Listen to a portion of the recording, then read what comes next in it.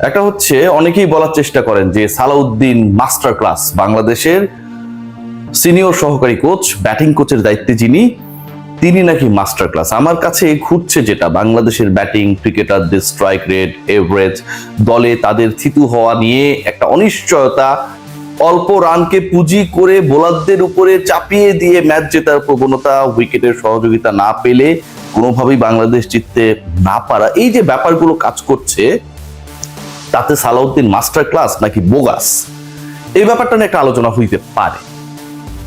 দ্বিতীয় পয়েন্ট যেটা, গতকালকের ম্যাচে যেই ঘটনা ঘটেছে, যেভাবে বাংলাদেশ হেরেছে, গতকালকের ম্যাচে যেভাবে বাংলাদেশ স্বেচ্ছায় হেরেছে, সালাউদ্দিনের ইচ্ছায় হেরেছে, হারার জন্য যা যা করার দরকার সবকিছুই মোহাম্মদ সালাউদ্দিন করেছিলেন শুধুমাত্র প্রতিপক্ষকে চমকে দেওয়ার জন্য।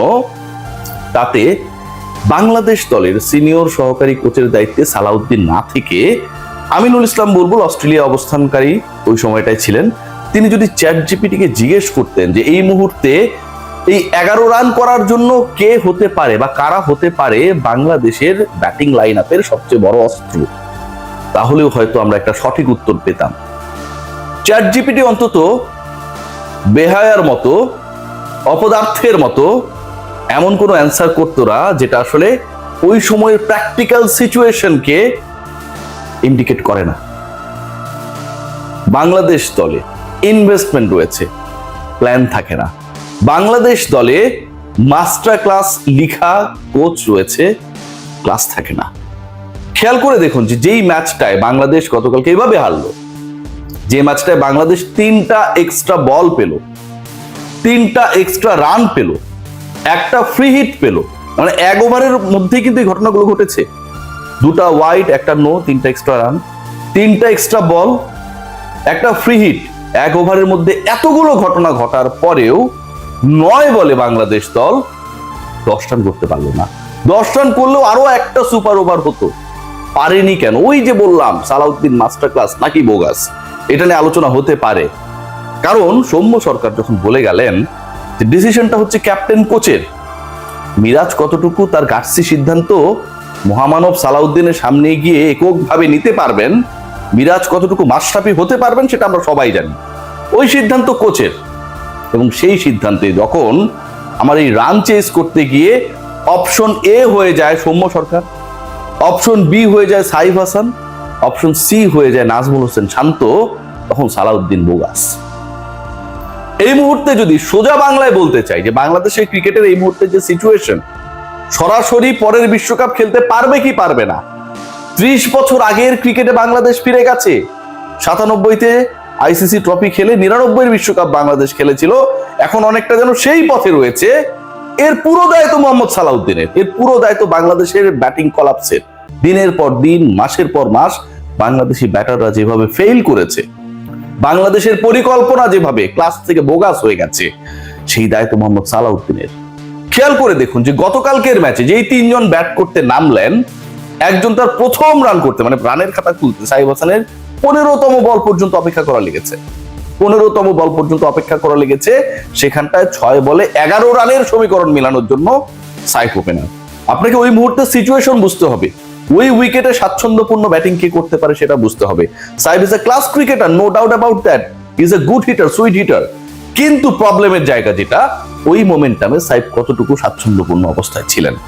নাজমুল হোসেন শান্ত তো 2-3টা সুপার ওভার এমনিতেই সেট হইতে লেগে যায়, সেখানটায় যখন 3 বলে 6-7 রানের সমীকরণ, নাজমুল শান্ত ব্যাটিং এ চলে এলেন। সৌম্য সরকার 89 বল খেলে 45-এর বেশি করতে পারেন নাই। মূল ইনিংসে 2টা ফ্রি হিট মিস করেছেন, পাওয়ার প্লেতে এসে আরো একটা। আরো যদি কিছুক্ষণ আকিল বল করতেন তাহলে হয়তো আরো 2-1টা ফ্রি হিট পেত সৌম্য সরকার। সেগুলো আসলে ফ্রিতে রান না নেয়ার যে টেন্ডেন্সি, মানে আমরা ফ্রিতে নেব না, আমরা করে খাবো, এই যে একটা চেষ্টা, সেই চেষ্টা নিশ্চয়ই অব্যাহত রাখতেন সৌম্য সরকার, আমার 1-2-3-এর ব্যাটার। অথচ যেই ছেলেটা 14 বলে 39 করলো, ফ্লুক না, যেই ছেলেটা এই মরা উইকেটে, স্পিনিং উইকেটে, যেখানটায় কোনোভাবেই ব্যাটারদের জন্য স্বাচ্ছন্দ্যপূর্ণ কোনো সিচুয়েশন ছিল না, ওয়েস্ট ইন্ডিজ ওয়ানডে ক্রিকেটের 54 বছরের ইতিহাসে প্রথম দল হিসেবে 50 ওভারের সব কটা ওভার স্পিন শক্তি ব্যবহার করে করলো, সেই ম্যাচটায় 278 স্ট্রাইক রেটের রিশাদ হোসেনকে খেলানোর ক্ষেত্রে মাস্টার ক্লাস চমকে দিলেন সবাইকে, চমক দিলেন সারা দেশের মানুষকে, গ্যালারির মানুষকে, গণমাধ্যমকে, প্রেসিডেন্টস বক্সে যারা নীতি নির্ধারক তাদেরকে, প্রতিপক্ষকে। আকিল এসে বললেন যে যখন আমরা দেখলাম যে রিশাদ এখানটায় নেই তখন মনে হয়েছিল যে তারই তো থাকার কথা। প্রতিপক্ষকে চমকে দিয়েছেন Salauddin. This is the pure master class. ইদানিং সাকিব খানের মুভিতে আমরা দেখি না নানা টুইস্ট, আমরা দেখি না হলিউডের মুভিতে নানা টুইস্ট। মিশন ইম্পসিবল থেকে শুরু করে জেমস বন্ডের যে কোনো সিরিজ, যে কোনো সিকুয়েল খেয়াল করলে দেখবেন যে পরতে পরতে উত্তেজনা, সেই উত্তেজনা যেন মিরপুরের হোম অফ ক্রিকেটে জেমস ক্যামেরনের ভূমিকায় নিয়ে এলেন মোহাম্মদ সালাউদ্দিন। প্রতিপক্ষ যেটা ভাবছে, পৃথিবীর 99% মানুষ যেটা ভাবছে, সেই ভাবনার বাস্তবায়ন আমরা করতে দিব না। আমরা কত চালাক! মোহাম্মদ সালাউদ্দিন বাংলাদেশের ব্যাটিংটাকে কিভাবে নষ্ট করেছে দেখুন না। আরেকটু এবার এখান থেকে যদি বের হয়ে যদি একটা এক্সাম্পল দিই, জাকের আলী অনিককে টেকানোর জন্য, খেলানোর জন্য সবশেষ আফগানদের বিপক্ষে ওয়ানডেতে আমরা কি ব্ল্যান্ডারটা করলাম, কি বাজে ক্রিকেটটা খেললাম। সালাউদ্দিনের কি চেষ্টা!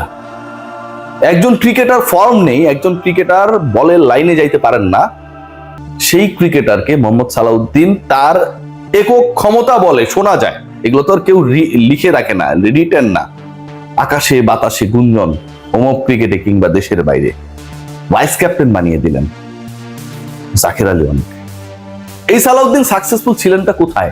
Comilla Victorians, right? Master class হয়ে ওঠাটা যেখান থেকে, ঠিক সেখানটায় তিনি ডিল করতেন কাদের? নাফিসা কামালকে, কুমিল্লা ভিক্টোরিয়ান্সের স্বত্বাধিকারী, যিনি অঢেল টাকা খরচ করে বিপিএল রাঙাতে, তার দলকে স্ট্রঙ্গার বানাতে কখনো সুনীল নারিন, কখনো আন্দ্রে রাসেল, এই লেভেলের ক্রিকেটারদেরকে দলভুক্ত করতেন। সালাউদ্দিন ক্যারিশমা দেখাতেন, মাস্টার ক্লাস। বাংলাদেশে যেই ছেলেটা লেভেল 2 কোচিং করিয়েছে বা করায়, তাকেও যদি আপনি কুমিল্লা ভিক্টোরিয়ান্সের ওই স্কোয়াডটা এনে দেন, 3-4টা আসরের মধ্যে 90% ক্ষেত্রে ওটা চ্যাম্পিয়ন হবে ভাই, কোনো ডাউট নাই। মোহাম্মদ সালাউদ্দিন রেডিমেড প্রোডাক্ট এখানটায় পায় নাই। গতকালকে হয়তো আমরা চেষ্টা করতে পারতাম যে নারিন বা রাসেলকে খেলিয়ে দেওয়া যায় কিনা, কিন্তু এদের দুজনকে যদি নিয়েও আসতাম তারপরেও তারা খেলতেন না, কারণ খেলতে হইতো তো ওয়েস্ট ইন্ডিজের এগেনস্টে। কেমনে সম্ভব? বাংলাদেশ দলে নারিন আসতো, রাসেল আসতো, বড় কোনো ক্রিকেটার আসতো, যেই ক্রিকেটারদেরকে ডিল করে, যেই ক্রিকেটাররা অটোমেটিক তাদের কোচের দরকার পড়ে না, মঈন আলীদের পড়ে না, ঠিকই বাংলাদেশে সালাউদ্দিন মাস্টার ক্লাস আমরা দেখতাম।